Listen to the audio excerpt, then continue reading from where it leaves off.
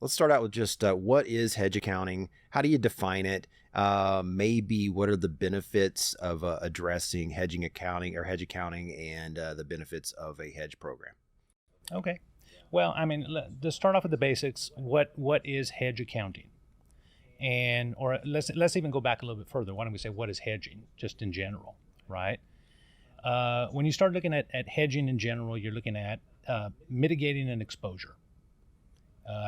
A company, let's say, for example, that is and I'll just throw out a quick example, a company that is a manufacturing concern, and they end up purchasing a lot of raw metals as a result of it. Metals prices being a commodity, that price is going to start moving all over the place. Well, that's obviously going to impact their cost structures. So to mitigate that risk or that exposure related to the changes in the market prices, you would start entering into transactions to stabilize that cost structure. That is, in essence, a very high level sort of example of what is a hedge. Now, why do you use hedge accounting? In hedge accounting, when I use the term hedging, I normally tend to vary between there's two different types of hedging. One, what we call economic hedging, and two, what we call hedge accounting. They are, the differences are basically the same as far as how you're entering into transactions and what you are trying to achieve, but the reporting and how you account for them is different. And that is what we're going to be talking a little bit more about today, because the hedge accounting side is a little bit more complicated, but yet it aligns itself better with truly what is risk management and what risk management is trying to accomplish. So when we start talking about hedge accounting, you have to go through certain steps to achieve it. It is an elective accounting practice, but once you start doing that, then you're sort of you get a preferential treatment, and it actually gives you a better representation of really what's going on with the business. Very good. Thinking about aluminum, so here's an actual thing that happened to one of our customers. So it's a beverage manufacturer. So they're making the beverage, they're putting it into aluminum cans. So obviously the aluminum can is a big part of their expenses to be able to deliver their product to market. And as they were looking, this was going back to kind of coming out of the COVID 2020, 2021, and they were watching these aluminum prices, and their cost per pound was something like, I believe it was around 90 cents a pound. And then it climbs to 95 cents a pound. It climbs to $1 a pound. And at some point they start to get worried. And so they decide to explore putting on hedges because they would like to say, hey, if it gets over $1.05 per pound, I get really uncomfortable when it comes to my budgets and how I present my financials to the street. So let's just say that they do that and they come into $1.05 a pound and they decide to put on some hedges. And for now, let's just talk about, swaps, to where they're trying to fix that price at $1.05. No matter what the prices do in the future, $1.05 a pound. Then prices start to go higher, and so their hedges are actually protecting them from. What happens to their financial statements in that situation? Anytime you enter into a derivative instrument, and it is categorized or classified as a derivative instrument, you have to put it on your balance sheet. You have to record it. So it has to show up somewhere, whether it is an asset or a liability, depending on how that instrument is moving in value, but it's going to show up on your balance sheet. That's the basic requirement. The other side is more of what we're focused on as far as hedge accounting, because the question is that change in value going to be running through your income statement, which means you're going to see a lot of movement and volatility in the numbers that are going through your income statement? Or are you going to defer those gains and losses by utilizing a hedge accounting treatment, whereby a lot of that movement doesn't impact your financials? It sort of stays on your balance sheet, it moves around on your balance sheet, but it's not affecting income, it's not affecting the actual performance that you're seeing as far as in that statement. So that really is the difference in the reporting. You can take it from a mark-to-market approach, whereby you're going to see a lot of movement in your financials, which means then you have to start explaining the movements. And investors start asking a lot of questions when they see these types of movements. Banks start asking a lot of questions when they see these types of movements. You have a lot of explaining to do, and a lot of times it's not as straightforward as it sounds, as opposed to the other way, which you're locking a lot of those movements up on your balance sheet, and your income statement is really reflecting cash and what is actually moving through the business. So that really is the big difference. Is there any distinction for the period? For example, that let's use that same example of a beverage manufacturer who has aluminum exposure. They may want to put on more than just short-term hedges. For example, here we are, say in the middle of 2024. They may like the price of aluminum through 2025 and put those hedges in place. And it does make sense that they would want to see the fluctuation in the aluminum price be represented in their financial statement for the near term. But maybe for, the later periods, they would prefer to not show that. Is it an all or nothing kind of thing? Is there a way to account for the period? And that's actually a really good question, because when you start talking about hedging is really dynamic. So you never want to look at just everything in totality. You always want to be looking at what is going to benefit you the most. So the example that you're laying out, potentially you may want to only hedge a portion of it for the near term, and then in 2025 hedge more of it because you feel prices are going to move up a little bit more.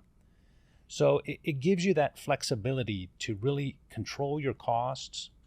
And as a result of the fact you're controlling your costs, you're stabilizing your cost, hopefully it'll give you a competitive advantage. That's really what you're after. But when you start looking at it, you have to be able to understand, that prices are always moving. A very simple example of that would be what everyone's been talking about lately, which has been, interest rates. So let's look at interest rates. When you start talking about interest rates in the near term, obviously we're talking about a curve that's inverted. We're talking about interest rates that are starting to drop a little bit now, right? They're coming down from 5.5. Hopefully in the next year and a half, 2 years, 3 years, we'll see interest rates down, in the 3 to 2% range. That's what everyone keeps saying. But let's say it starts dropping and it starts coming down. Why would you want to be getting into instruments where you're paying interest and you're still going to be structuring something at 5.5%? The only way you'd want to do that is if you think rates are going to go higher. Then you would want to do it. You may be much more interested in taking advantage of something longer out on the curve that benefits you more. So you have to look at it based on how it's going to benefit you, and the fact that you can always break it down into periods. The most beneficial to you may be near term or maybe long term, depending on what your objectives are. Yeah, that's it. So two things there that I'd like to talk about. Number one is just a note that even if I didn't think that interest rates were going to rise, I still think there's an argument for hedging the interest rates, because there is let's just call it an economic recipe out there that could happen that you're not foreseeing, that where interest rates could rise. But then as it goes back to what you just said, is like, it's dynamic. You're doing it based on your actual or perceived risk. And so if I see that it would be catastrophic for rates to rise on me in the future, maybe I would still want to hedge, even though I think that the Fed is going to step in and lower rates over time.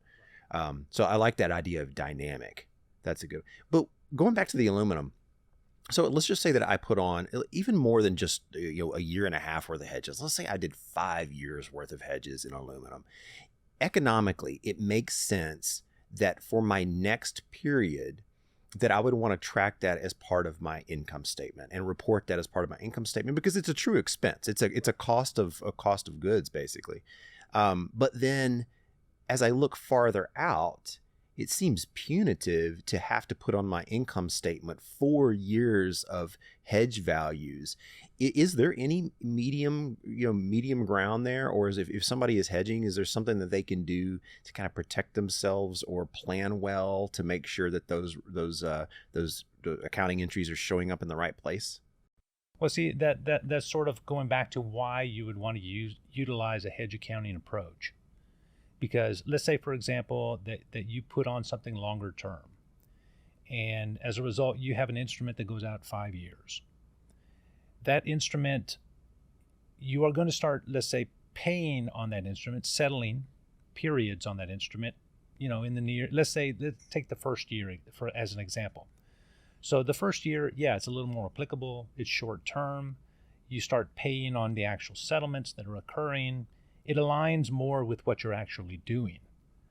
But when you go out to years 2, 3, 4, and 5, well, those instruments aren't going to start materializing for a little ways yet. So what ends up happening is all of those periods related to those years 2 through 5 are going to be captured in the derivative value. And that derivative value is going to start moving. So you could have that derivative value that moves considerably for those outer years. And it's not really reflective of what's happening right now. It's reflecting what potentially is going to happen or expected to happen in the future.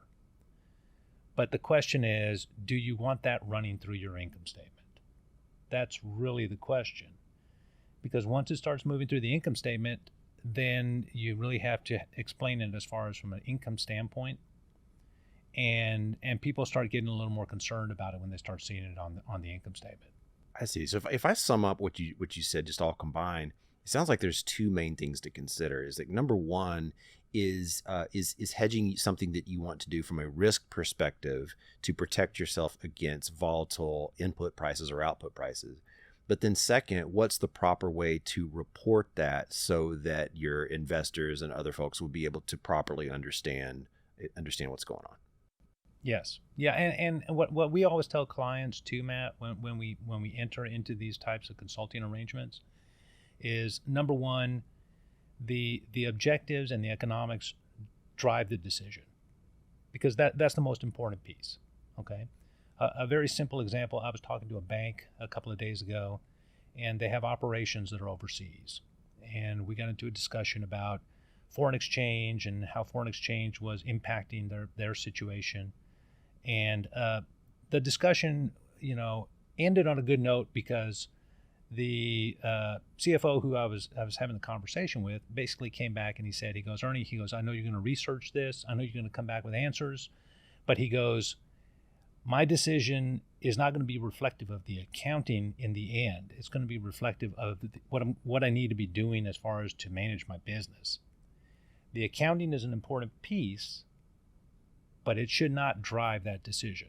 So the first one is the economics, the objectives. And then obviously understanding the accounting is important because you want it to be reflective. You want it to be, accurate. You want it to tell the right story. So, and the other thing too, when you understand the accounting, it just makes things a lot easier to manage on the back end. All right, that made so much sense to me. Letting the true economic situation of the company dictate what choices you make for hedging, and then making your accounting electives in such a way that is the right choice for the decision you make, makes total sense.